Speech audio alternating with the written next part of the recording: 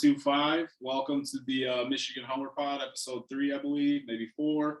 Doesn't matter. I am at Coach Torres _ on Twitter. He is at Coach Miller06. Coming live from the brand spanking new 425 studios here in Troy, Michigan. We got our producer, C to the Give over here. Cody, say what's up to the folks. What's happening, everybody? Thanks for having me on. Yep, there's Cody's nerd ass. He's going to be taking care of some production for us. He does all our graphic work. He does the design stuff, and now he's going to be producing these podcast videos for us. So, Jeremy, a top 10 matchup with James Franklin's Penn State Nittany Lions. They come to town and just get mollywopped, bro. What you got? 4 wasn't even vindictive. It wasn't even indicative of how bad we whooped their ass. I mean, they literally had 2 plays. They had the interception return for a touchdown, and they had Clifford's 67 Forrest Gump wannabe looking ass motherfucker trying to score a touchdown. All right, go with the F-bombs, but okay. Yeah, man, with his broken ass. Yeah, and even on so the interception wasn't the best play on our side. But even on that heat, that left tackle just got that little piece of Jalen Harrell. And we were almost close to making 2 tackles for loss on that play. Yeah. So, I'm not sitting out here I think Mike Morris straight up said they got lucky in the press conference. But it's not like they schemed that up. I mean, they just made a nice little play there, and then obviously the pick 6 was nice too. But yeah, man, that was another Joe Moore level performance from that offensive line. Penn State had given up 399 yards rushing all season, and Michigan ran for 418. So it really, and I apologize to the people because usually I have 2 watches under my belt before we record this. But with my sister's wedding, I was only able to watch it the once, but I gathered enough information that I knew what I was going to be focusing on today. But the offensive line, we've been talking about it for a few weeks. Man, we're so close to popping some. We're so close to getting the run game going the way it was last season. And this was the game that we showed out. It really was. They mauled them up front. With a little help from Manny Diaz's scheme. We talked about that last week at the end as we were previewing Penn State. Yeah. And his defense he brings blitzes from all over. But the issue with that is when you're slanting defensive linemen to certain gaps so your other blitz can get home, it leaves you open to big runs. And that's exactly what we saw from Michigan really all day. I mean, we can talk about Quorum's 60-plus yard run, and we can talk about Edwards' 60-plus yard run. But even if you take those 2 runs out, we were really, really, really dominant.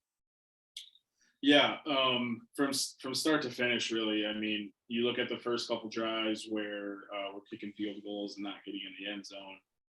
And then all of a sudden it's 14-13, and everyone's going, oh, my gosh, this is why you can't kick field goals in the red zone.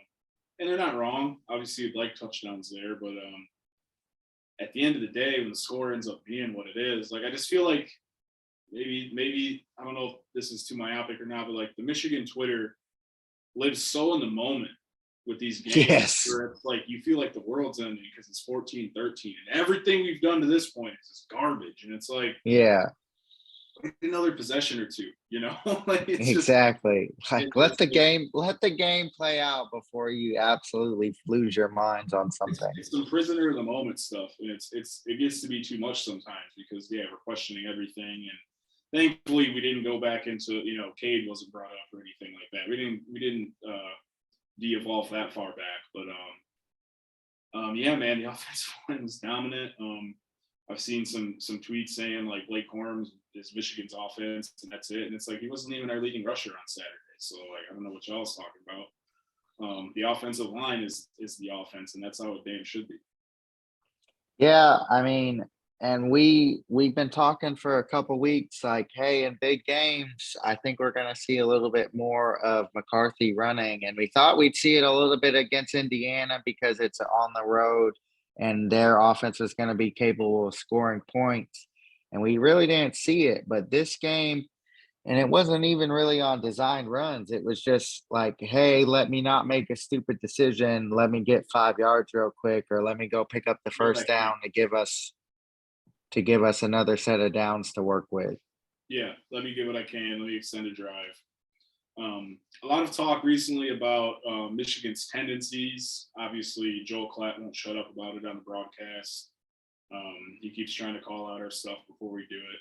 And on review, it's not quite so black and white.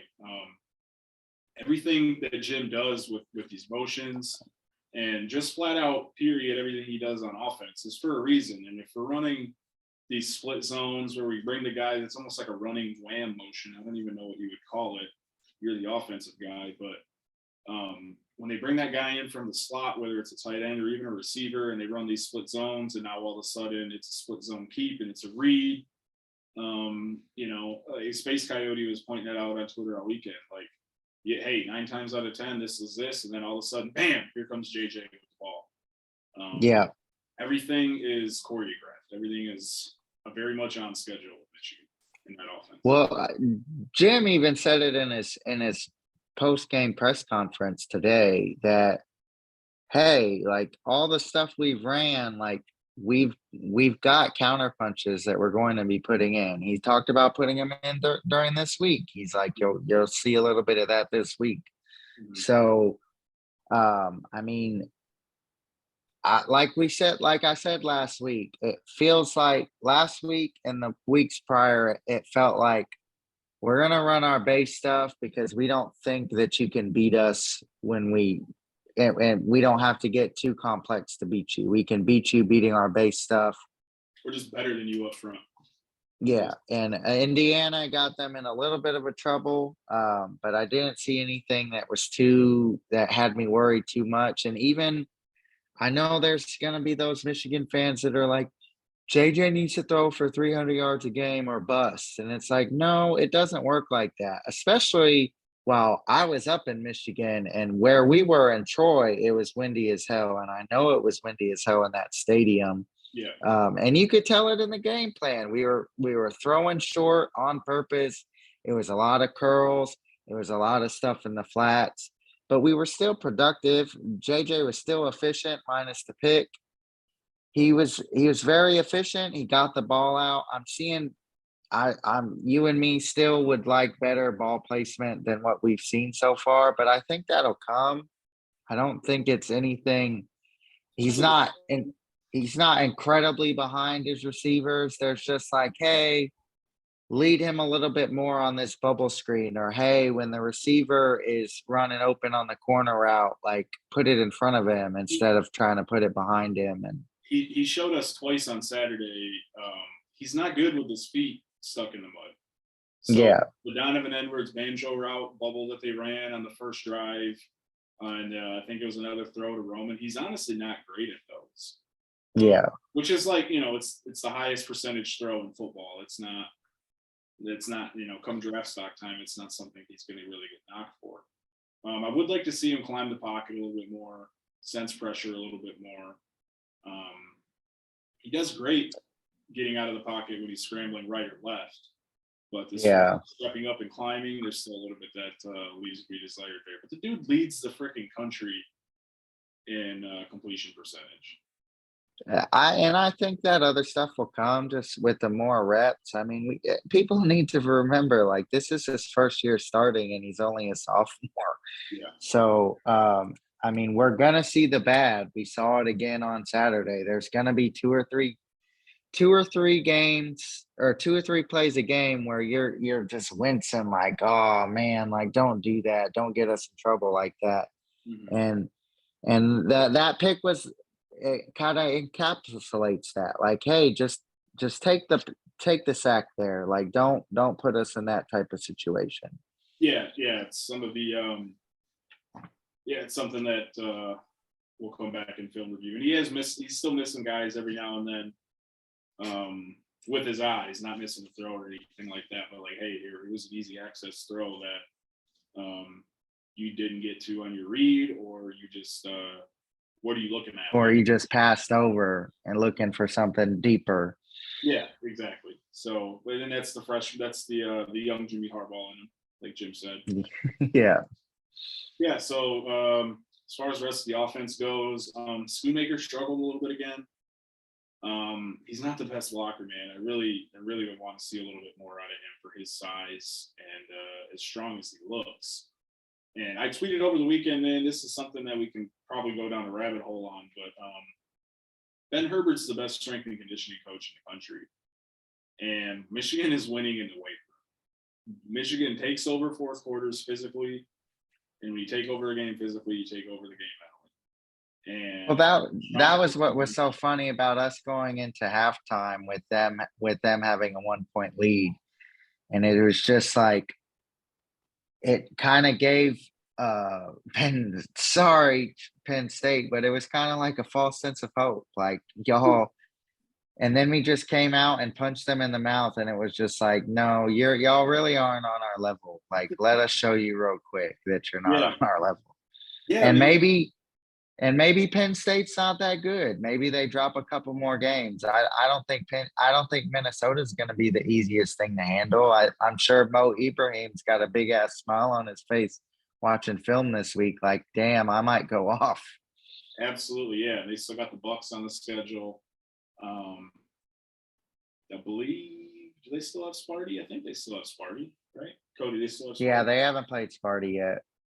Yeah, so I think they kind of are who they've been and who they will be until Drew Aller can be a dude, because I think he's going to be a dude. Or can we just say, like, they are who they are until they get rid of James Franklin and find a different coach? I think so. I mean, he caught lightning in a bottle in 2016 with that offense and with Joe Moorhead and Josh Gaddis. And other than that, I mean, there can be zero. I don't want to hear about Franklin over Harbaugh. I don't want to see Franklin as the top coach in the Big East. I don't want to see him on power rankings. Like, I've been calling him a fraud. He's just not that dude. I don't think he's that super genuine, and I really don't think he's not this elite football coach. The dude who says everything's elite this and elite that, elite your ass. Yeah, we'll see. I don't think he can afford too many losses, because the athletic director is a known friend of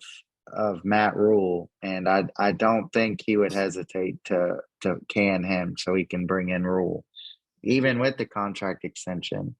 Yeah, I'd rather see Franklin than Rule, honestly, because at this point, I mean, we know what a James Franklin Penn State team is going to look like, and this is it. He'll beat you on the recruiting trail, but if he doesn't have all those dudes turn into stars, then they're not the best developing program in the country or in the conference. That's for sure. And maybe he'll turn that around at some point. I mean, I know some programs it takes a little longer, and maybe Penn State will give him the benefit of the doubt. But I mean, if he has another losing season in the Big Ten, it's not going to be a good look. Not fantastic. Yeah, let's talk about the defense. I think Mozzie played extremely well. Mason Graham continues to just play beyond his years. Chris Jenkins played well. Nobody didn't play well on Saturday. Yeah, Taylor Upshaw, we saw an uptick in his snaps. He played quite a bit. Whether it was he played on the outside some, and they played some of that NASCAR package where he was in at that 3 technique trying to get some inside pressure. So I did notice quite a bit of upstart on his playing time in this game. But honestly, man, the main thing I want to talk about defensively is I think Mike Morris is the leader of this team on the defensive side of the ball. At least I think they follow his lead. You can see when he gets pissed off about something, and the team kind of follows his lead as far as his attitude and his toughness. And that was one of my main takeaways from this year is we saw this team play with an attitude last year, and it wasn't something that we had seen flashes of it on past teams with players like Chase Winovich and players like Jabril Peppers just playing with attitude. It was never a unit, or it was never a whole side of the ball. But man, Mike Morris, he plays with emotion and he plays with an edge. And I think our team kind of follows that, much like they did last year's defensive unit did the same thing, and it kind of bled over to the other side. Like I think our offensive line gets jacked seeing when our defensive line is just dominating another unit. Oh yeah, And be dominated. They're tired of being dominated by them in practice. yeah, and I think Mike Morris is a huge part of that. He's having a huge senior year. He's already got 5 sacks on the year. Did he get another one in this game? 5.5. But I think he's leading the charge on that front. I think he's playing really good. And just getting back to, I love seeing this edge from a Michigan team. I mean, some people might get a little annoyed with, oh, come on, don't go chirping into the locker room. Like, no, like if they're throwing PB and J's at you while you're trying to get into your locker room, like I'm gonna get pissed off and I'm gonna tell you suck. And Yeah. Did you see the video? I'll be damned if James Franklin's like crying about it. Just get him in the locker room. Yeah. Stop talking to us. After he sat back and just watched half of it go down, he's yelling at some freaking Michigan equipment guy or a stadium tunnel dude. Yeah, just like a GA. Stop talking to us. Yeah. Yep. I agree with you there on Mike Morris. I mean, obviously, he's experienced and he does have that emotion, and you can see that come out of him. Mozzie as well, and then between them two and Mikey Sanders still, I mean, there's leaders out there, that's for sure. The defense, they flew around Saturday. Will Johnson came up, laid a big lick on Sean Clifford. That was nice. And that hyped us up for the rest of that series too. I mean, we were amped up and ready to go when Will Johnson hit him. I mean, the sideline was up for it, the crowd was up for it. It's just good to see that. And I really think, man, Will Barrett played a really good game. There's still a lot to be desired from that other linebacker spot. And yeah, well, Colson, he's been blitzing like a man possessed lately. Well, I mean, that's always been what he was good at. He was good at that during the COVID year in 2020. And I mean, we all remember the Minnesota game where he had that play. Yeah, we blew Morgan out. Yeah. Yep. We got the bye week coming up. So hopefully, we still have yet to see Nikaiho Green even dressed. So you really hope that he can get healthy this week and get reps next week for the game the following week. But the secondary continued to play lights out. Mike Sanders still, man, he's looking like, I've never seen a player go from one side of the ball to the other and have this much success in year one. It's pretty crazy, and I love it for him because you can tell he's all about Michigan, and I love that. And I mean, we know DJ Turner's he's the one that's probably going to get the most turnovers out of all our corners, but I mean, Jamon Green is having a year, man. He has played very, very sound at corner. Jamon's making himself some money. I thought DJ played well. He did drop an interception. Will Johnson's coming on, and then you look at the safety play. Makari Page is blossoming into what we thought he was going to be coming out of West Bloomfield. Salute Ron Bellamy and the Lakers. And then Rod Moore is playing like an all Big Ten safety.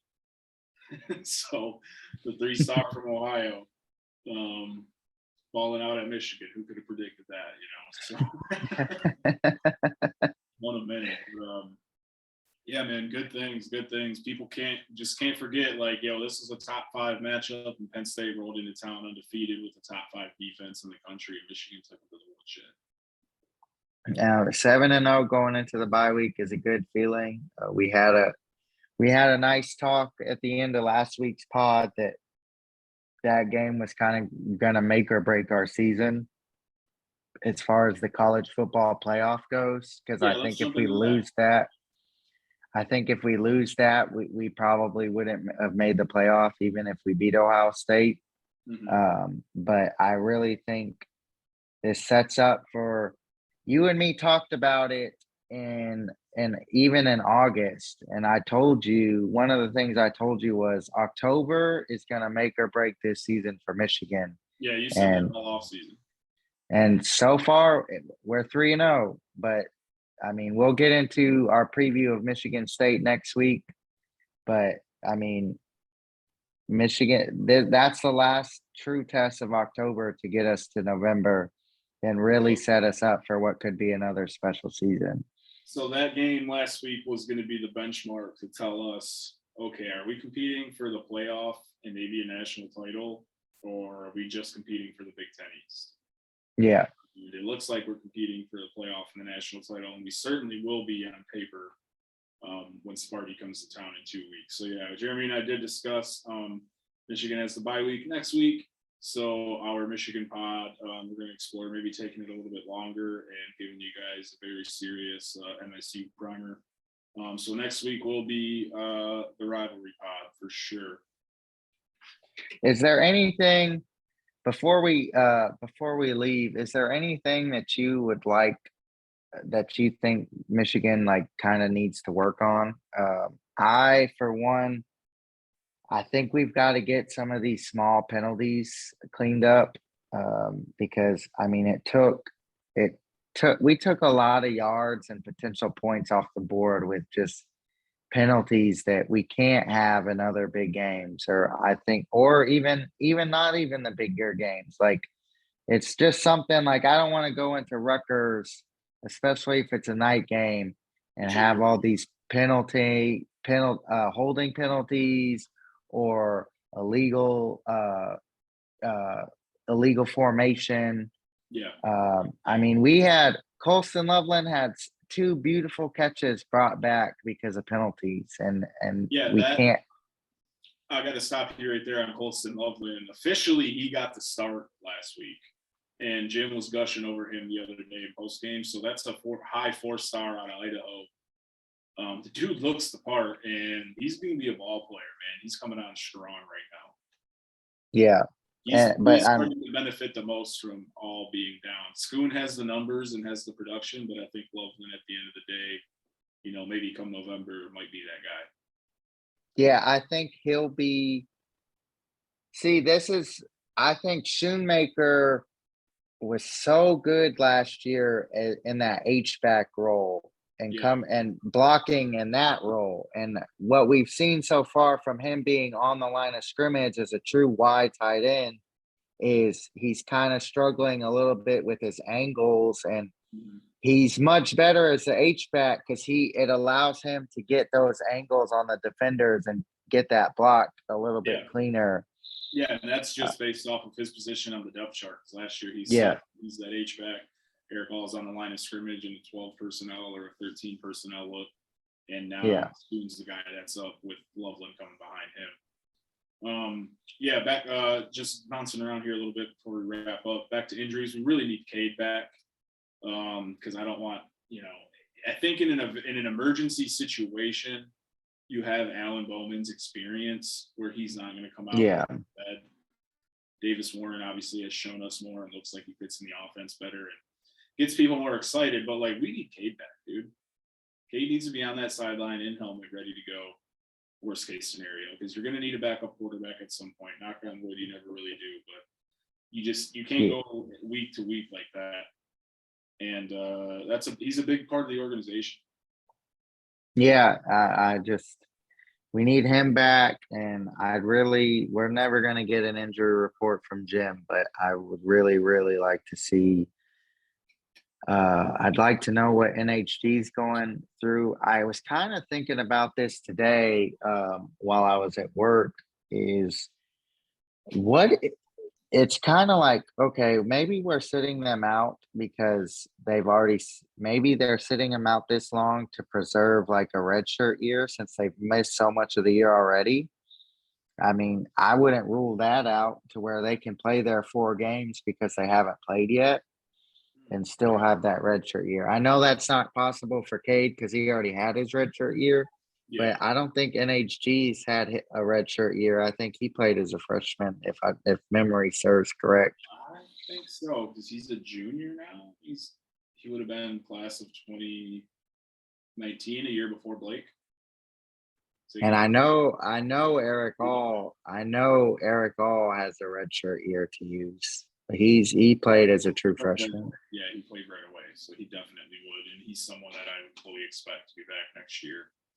So that'll be, I mean, obviously Jim's never going to give us an injury report, like I already said, but We'll never truly. maybe we're trying to save them. Maybe we're trying to save that a couple of them to where we can have an extra year of eligibility. Not saying I don't think Jim would do that, especially in a big game like Penn State or something, or Sparty for that matter. Right. But if the situation arose where it was possible, he could do something like that. Yeah, he's clearly not going to set out to do that. But. Yeah. So, all right. Yeah, we 7-0 rolling into the bye week with Sparty coming up. Sorry, I just knew I was going to say Sparty and I threw up a little bit. So, Sparty pod coming next week. Sparty game coming in 2 weeks. We got a night game in Ann Arbor. Michigan State coming to town at 3 and 4. So this is the first true night game between Michigan and Michigan State, right? 2017 was a night game, I believe, and it kicked off at night. I'm trying to remember because I know there was inclement weather that night. And it got delayed. I'm pretty sure 2017 was like a 7:30 start, but it was a little earlier in the year also. Yeah, I'm gonna have to tell my business partner next week. Sorry, I can't wear any of our company's colors because I can't wear green all week. So you're gonna figure that out for sure. Yeah, but luckily my business partner understands, so he'll probably be telling me. I understand. Well, all right, guys, this has been Michigan Homer Pod. We will see you on the bye week next week. Go Blue. Go Blue. No disrespect, but that's how I am.